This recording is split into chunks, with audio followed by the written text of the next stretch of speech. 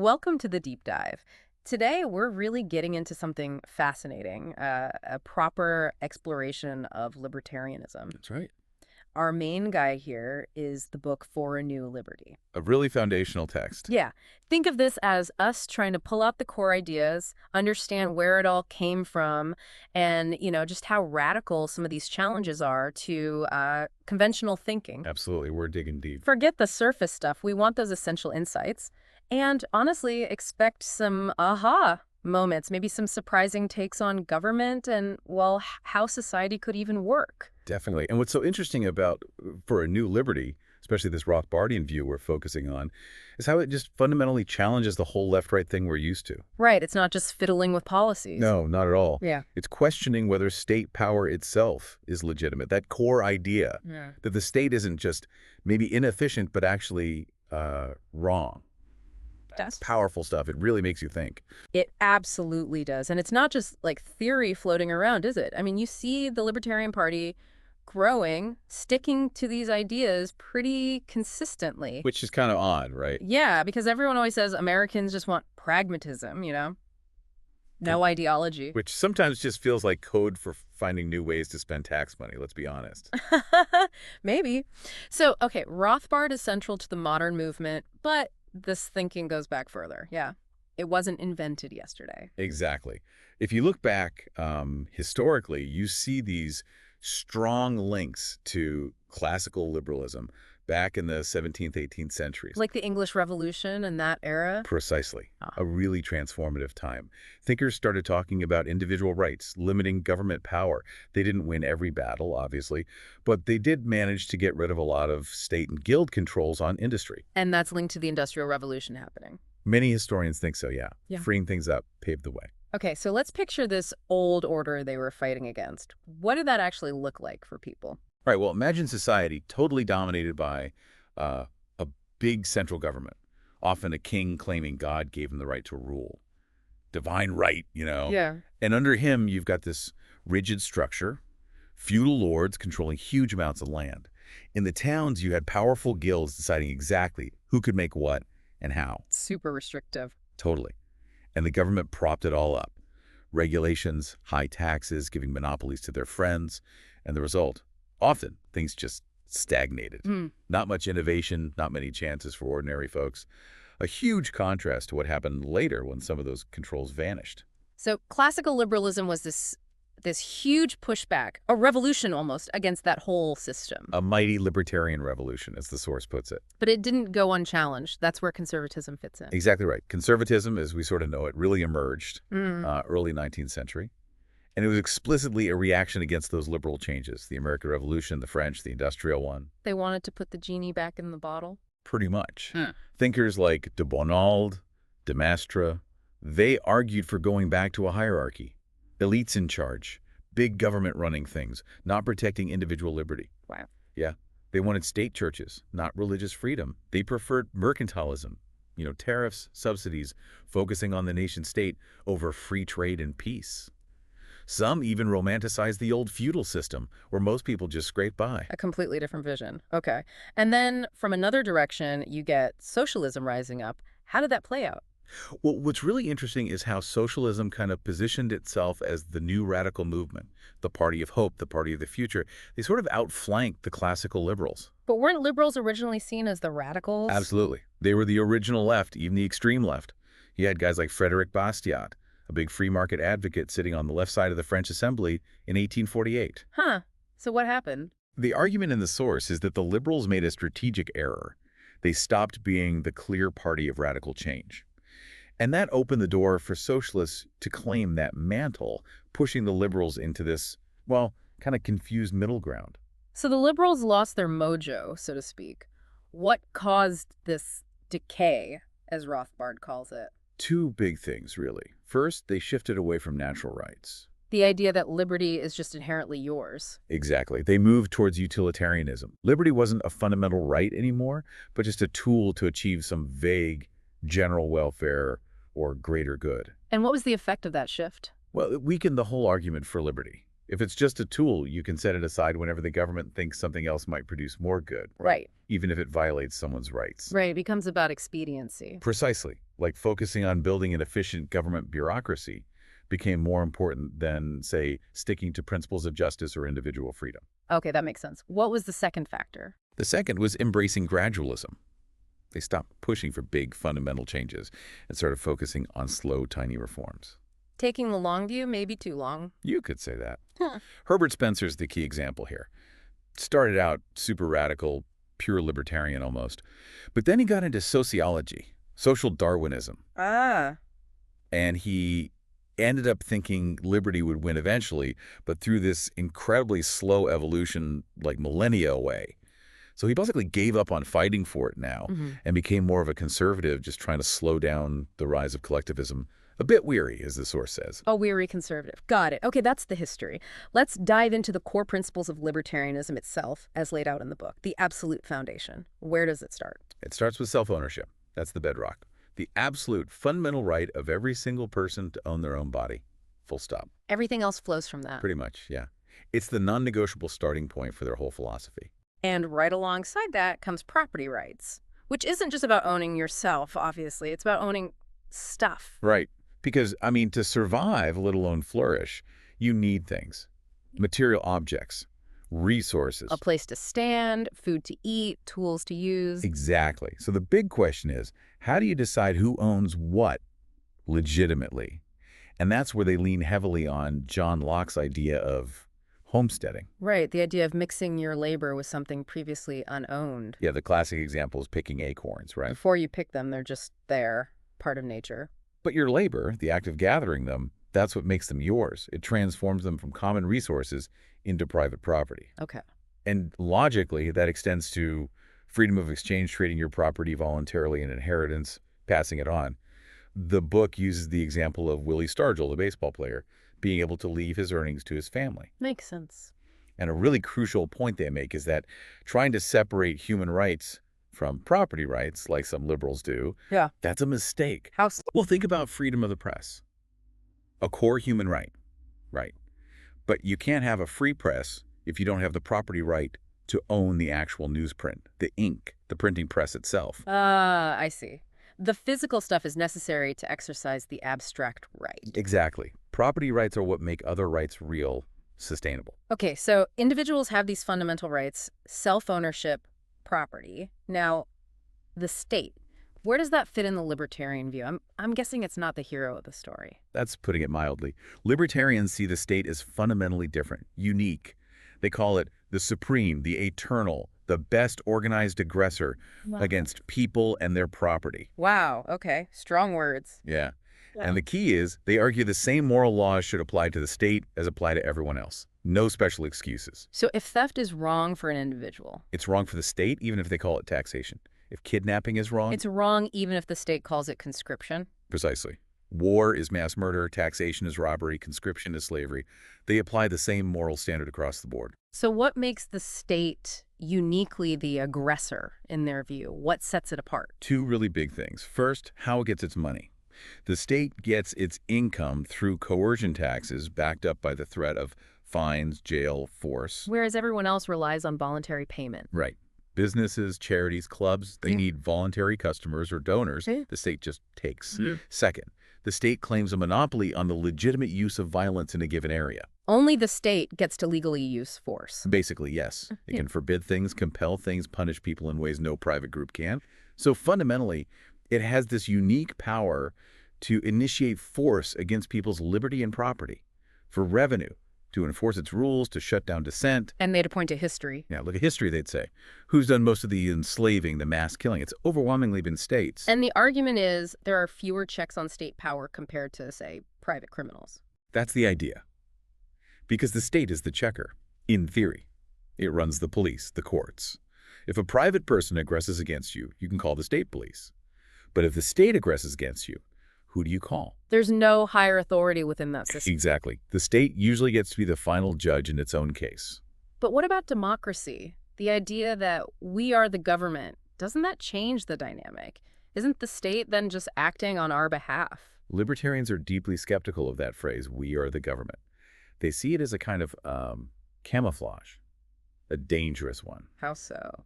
Because if we are the government, then anything the government does is supposedly voluntary for everyone.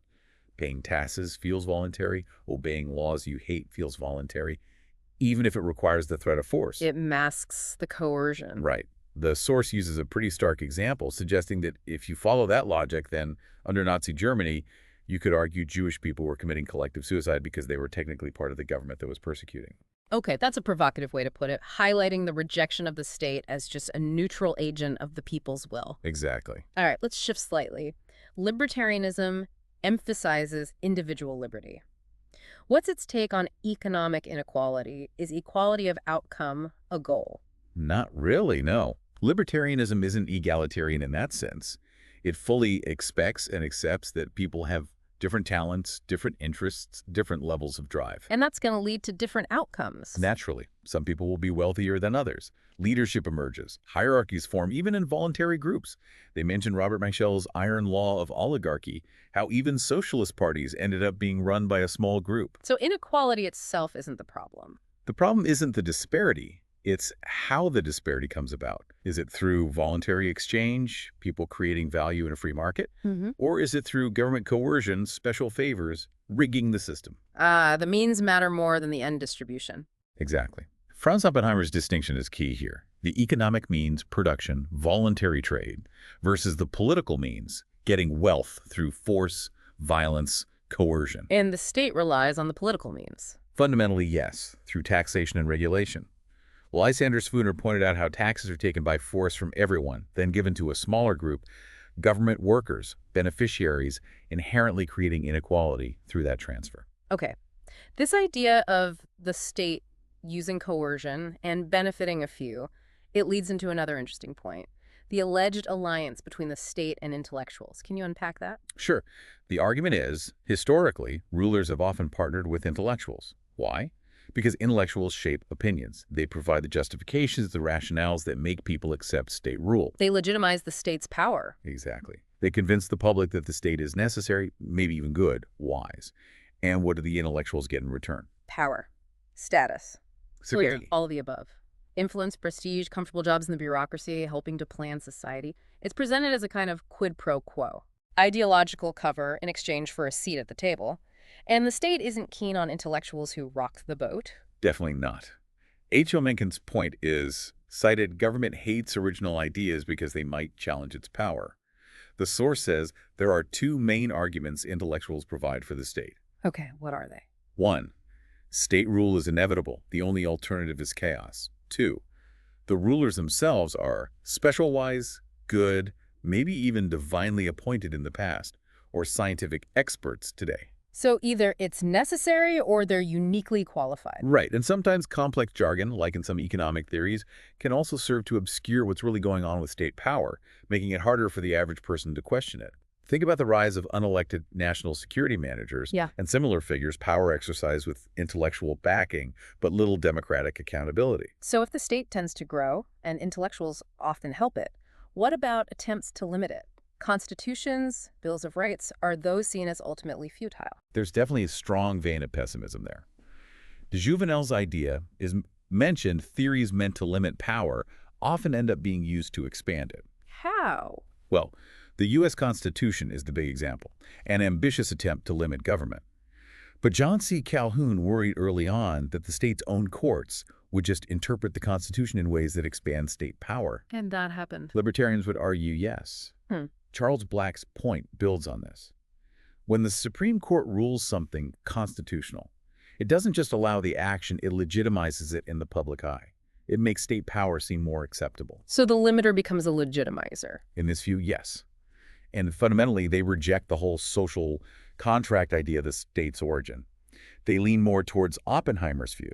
States usually start through conquest and violence, not voluntary agreement. Okay, it always comes back to individual liberty, and the book really stresses that personal and economic liberty are tied together, right? Not separate things. Absolutely inseparable. That core creed, you own yourself, you own what you create through labor, you're free to trade, that covers everything. What we call personal liberty, like free speech, relies on economic liberty, like owning property or starting a business, You need the means to exercise the rights. Exactly. You can't truly have one without the other. Your ability to live your life freely depends on controlling resources and trading freely. Okay, let's dig into some specific examples of state intervention from the book. Education is huge. What's the core libertarian critique there? While they're very skeptical of state control, compulsory attendance, public funding, the argument historically is that states got involved in education mainly to shape obedient citizens, people loyal to the state.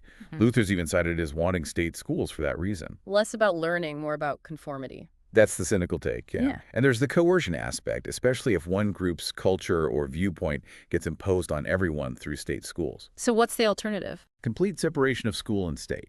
Private funding, parental control, voluntary associations running schools. Milton Friedman's voucher idea is sometimes seen as a step, maybe, letting public money follow the child. And they also criticize public schools for inefficiency? Yeah, especially for job training. And some studies suggest public universities can end up being subsidized by lower-income folks for the benefit of wealthier students. A regressive transfer, they call it. Interesting. Okay, how about labor unions? Often seen as protecting workers, but what's the libertarian take on the government's role? The argument is that government created the power of modern unions by giving them special legal privileges and immunities, things like the Wagner Act. So unions aren't just a natural market outcome. Not in their current powerful form, according to this view. Even laws like Taft-Hartley that seem to limit union power are seen as just the government tweaking the controls it created in the first place. And the overall effect? Increasing state power over the economy, and often creating union leadership that's more aligned with the government establishment than with, say, pure worker freedom. Okay. Crime and punishment, obviously a core state function now. What are the libertarian objections or alternatives? Well, one historical point is that the state took over justice from victims and communities. Power shifted to lords, then the church, then the state. Separating the victim from the process. In a way, yes. Specific objections to the current system include things like long waits for trial, undermining the right to a speedy trial, lack of accountability for official errors like wrongful imprisonment. You mean police, judges? Yeah, who holds them accountable? And they float ideas like private arbitration, maybe focusing more on restitution to the victim, not just punishment by the state. Even voluntary jury service is suggested as more consistent with liberty. And the book goes into some maybe less common areas, like involuntary commitment to mental institutions. Right. Committing someone just because they might be dangerous is seen as a huge rights violation. Indeterminate sentencing, too, not knowing when you'll get out. That's called tyranny. What about free speech issues, like incitement to riot? The argument there is that speech alone shouldn't be a crime because people have free will to decide how to react. You shouldn't punish the speaker for the actions of the listeners. The exception is if you're directly ordering or participating in a crime as it happens. And broadcast media, radio, TV. Big issue there. Because the government owns the airwaves and licenses broadcasters, libertarians argue there's no real free speech like you have in print. That government control leads directly to regulations about content, balance, censorship things, unthinkable for newspapers. Because newspapers own their own presses and paper. Exactly. Property rights again. Then there's the whole area of personal behavior, things that don't directly aggress against others. Pornography, sex, birth control, abortion, gambling, guns. What's the line there? The line is non-aggression. If it's peaceful, consensual, and doesn't violate someone else's person or property, the state should stay out. Completely. So, banning porn. Violates property rights and free press. They criticize both conservatives and liberals for wanting to use state power to enforce their own moral codes on others, creating different kinds of cages, as the book puts it. Sex and birth control. Freedom in sex implies freedom in birth control. Well, they'd also oppose compulsory birth control, obviously. Abortion. This is a controversial one. The dominant libertarian view presented focuses on the woman's absolute right to control her own body. The fetus, especially early on, is seen as essentially an uninvited occupant within her property, her body. Okay. Gambling. Seen as victimless. Laws against it are called absurd, unenforceable, and generally ignored by the public anyway. And guns. Self-defense. The right to own guns, or any tool for self-defense, is seen as fundamental to self-ownership. Restricting gun ownership is criticized for disarming potential victims, often harming vulnerable groups, the most minorities, the poor, the elderly. All right. Moving to another huge area. The welfare state. What's the core critique? Well, they point to massive spending growth. often without solving poverty. They argue government welfare erodes the stigma of dependency, actually encourages it. Creating disincentives to work. That's a major concern, yes, leading to long-term dependency. And the idea of a right to welfare is rejected because it means coercing taxpayers to provide it. So the alternative? Abolish government welfare entirely. Rely on private charity, mutual aid societies, churches. They argue this worked historically before the 1930s and point to examples like the Mormon Church's system today. What about unemployability? They suggest it's sometimes linked to values, lifestyle choices, not just lack of jobs. They also argue much welfare isn't rich to poor, but redistribution within income groups. And they warn about things like a guaranteed annual income leading to mass dependency. Okay, economics again. Inflation and the business cycle. What's the libertarian diagnosis? Specifically the Austrian school view, which is influential here. The root cause of inflation is the government. Through its central bank, the Fed in the U.S. expanding the money supply. Printing money. Essentially, yeah. Or enabling banks to create credit out of thin air through fractional reserves and Fed actions like open market purchases. That's the engine of inflation. And business cycles. Booms and busts. The Austrian theory says the inflationary credit expansion causes the artificial boom. It distorts prices, makes bad investments look good temporarily.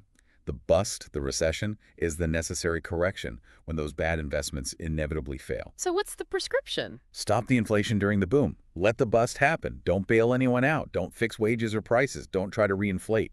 Let the market quickly liquidate the mistakes. Painful but necessary and faster, they argue. Okay. And finally, the book looks at general public sector inefficiency. Government trying to run businesses, roads, even police and courts.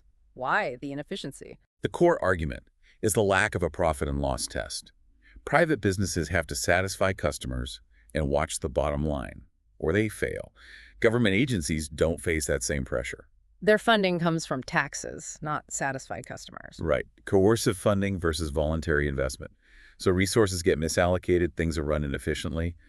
Libertarians argue many of these services could be provided privately and better. Like police. How would that work? Private security firms hired by property owners, maybe street associations, neighborhood groups paying subscriptions.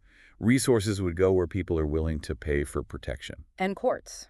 Law itself. Yeah, they envision private arbitration, maybe competing private court systems. They point to historical examples like medieval merchant courts, or even stateless societies like ancient Ireland, having private law enforcement systems based on restitution and ostracism. A private legal code based just on non-aggression and property rights. Okay, that's really pushing the boundaries. What about conservation and ecology, usually seen as needing government regulation? Well, libertarians critique what they see as contradictions.